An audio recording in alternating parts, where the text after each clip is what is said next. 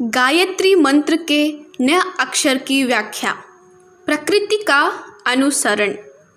पिछले ऑडियो में हमने जल तत्व, वायु तत्व, आकाश तत्व, पृथ्वी तत्व के बारे में सुन चुके हैं। आइए अब सीखते हैं स्वास्थ्य रक्षा का सर्वश्रेष्ठ मार्ग क्या है। इसमें संदेह नहीं कि जो लोग प्राकृतिक नियमों के अनुसार अपना रहन सहन रखते हैं उनका स्वास्थ्य सदैव उत्तम रहता है, और यदि किसी घटनावश कभी कोई रोग हुआ तो वह साधारण उपचार से अथवा बिना उपचार के ही शीघ्र अच्छा हो जाता है। भारत के प्राचीन निवासी प्रायः प्रकृति के संसर्ग में रहकर ही जीवन व्यतीत करते थे।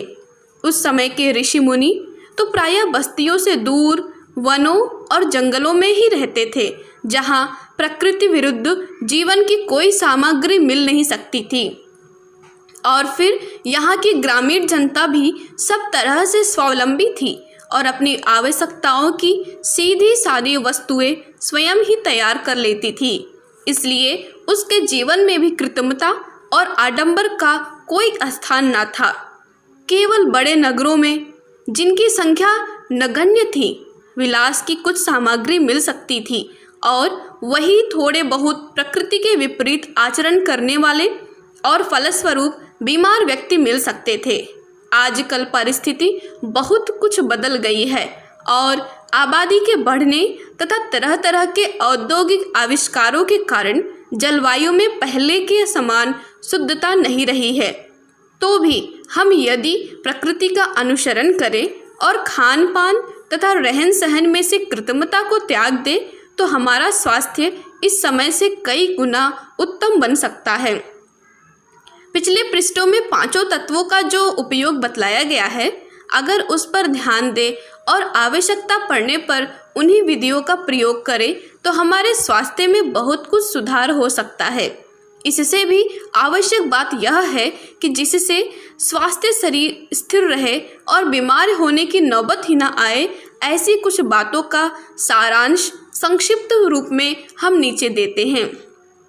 पहला, प्रातःकाल शौच जाने से पूर्व 1 गिलास पानी पिया कीजिए। इससे दस्त साफ होता है और रात का बिना पचा हुआ भोजन पचने में भी सहायता मिलती है। दूसरा, आपके लिए हल्का व्यायाम आवश्यक है। सुबह शाम तेज चाल से दोनों हाथों को हिलाते हुए सीना निकालकर काफ़ी दूर तक टहलने जाया करें। यह टहलना इतना होना चाहिए कि शरीर में गर्मी काफ़ी बढ़ जाए और थोड़ा पसीना तक झलक आवे। कमज़ोर आदमियों के लिए यह सर्वोत्तम व्यायाम है। इससे समस्त रक्त का दौरा तेज होता है, शरीर के कलपुर्जे ठीक प्रकार से काम करने लगते हैं। तीसरा, प्रातःकाल के सहने योग्य धूप शरीर पर लिया करें। इससे रोगों के कीटाणु नाश होते हैं और जीवनी शक्ति प्राप्त होती है। चौथा, स्नान से पूर्व शरीर पर धीरे धीरे तेल मालिश किया करें। गर्मी के दिनों में सरसों का और जाड़े के दिनों में तेल का प्रयोग करना चाहिए। तिल के तेल मालिश एक बहुत बड़ा ही उपयोगी व्यायाम है। पांचवा, आप ऐसे स्थान में स्नान किया करें जहां खुली हवा के झोंके ना लगते हों। एक मोटे खुरदरे तौलिए को पानी में भिगोकर उससे धीरे धीरे बहुत देर तक सारे शरीर को रगड़ते रहें। त्वचा लाल हो जाए और शरीर के सारे छिद्र खुल जावे। इससे शरीर के भीतर की विषैली गर्मी बाहर निकल आती है और त्वचा तथा मांसपेशियों का व्यायाम हो जाता है। बीमार आदमी चारपाई पर पड़े पड़े भी गर्म पानी से तौलिया भिगोकर और बिना भिगे हुए भी घर्षण स्नान कर सकते हैं। छठवां, नाश्ता करना छोड़ दें। करना ही हो तो दूध, मट्ठा, नींबू का शरबत आदि कोई पतली चीज़ थोड़ी मात्रा में ले लें। दोपहर और शाम 2 बार ही नियत समय पर भोजन किया करें। भूख से कम खावे। प्रत्येक ग्रास को इतना चबाएं कि वह खूब पीसे। पेट को 1/4 खाली रखना चाहिए। ठूस ठूस कर खाने और दिन भर बकरी की तरह मुंह चलाने वाले अपने दांतों से अपनी कब्र खोदते हैं। भोजन के साथ कम पानी पीना चाहिए। 7वां, सुपाच्य स्वादिष्ट फल, शाक तथा हरे अन्न हमारी सर्वोत्तम खुराक हैं, जो कच्चे नहीं खाए जा सकते। उन्हें तथा पत्ती के हरे शाक को उबालकर खाना चाहिए। मेवाएं भी पौष्टिक हैं। अन्नों में दलिया या खिचड़ी के रूप में उबालकर रसीला बना लिया जाए तो वह रोटी की अपेक्षा हल्के रहते हैं। दूध, दही, मट्ठा तीनों ही उपयोगी हैं। तले हुए पूड़ी, पकवान, मिठाइयाँ, चाट, पकौड़ी, जली भुनी या अधिक घी, तेल, मावा, मिर्च, मसाले पड़ी हुई चीज़ें सर्वथा हानिकारक हैं। भोजन ताज़ा होना चाहिए और स्वच्छता पूर्वक बनाना तथा खाना चाहिए। 8वां, चाय, दूध आदि कोई चीज़ गर्म नहीं लेनी चाहिए और ना बर्फ़ या बर्फ़ मिश्रित ठंडी चीज़ें सेवन करनी चाहिए। इससे दांत और आंत दोनों में ही विकार उत्पन्न होते हैं। 9वां, पानी खूब पिया कीजिए। जाड़े के दिनों में 5-6 गिलास पानी और गर्मी के दिनों में 8-10 गिलास तो कम से कम पीना ही चाहिए। पानी एक साथ सड़ाके से नहीं पिया जाना चाहिए, वरन घूंट घूंट करके पिए, जिससे मुंह की लार उसमें काफ़ी मात्रा में मिल जाए। दूध, मट्ठा आदि अन्य पेय पदार्थ भी इसी प्रकार पीने चाहिए। 10वां, चाय, तम्बाकू, भांग, अफीम, गांजा, शराब आदि नशीली चीज़ों से, हींग, गरम मसाला, मिर्च, लहसुन आदि उत्तेजक गरम पदार्थों से तथा मांस, मछली आदि अभक्ष्य वस्तुओं से बचते रहना चाहिए। यह चीज़ें स्वास्थ्य को बिगाड़ने वाली हैं। इनका पूर्णतया त्याग करना ना बन पड़े तो भी जितना कम किया जा सके करते चलना चाहिए। 11, कपड़े जहाँ तक हो सके कम ही पहना करें। जो पहने वे कसे हुए ना हो। शरीर से सदा वायु का स्पर्श होते रहना चाहिए। मुंह ढककर ना सोवे। बिस्तर को धूप में सुखाते रहना चाहिए। जिनमें पसीना लगता है ऐसे शरीर का स्पर्श करने वाले कपड़ों को नित्य धोना चाहिए।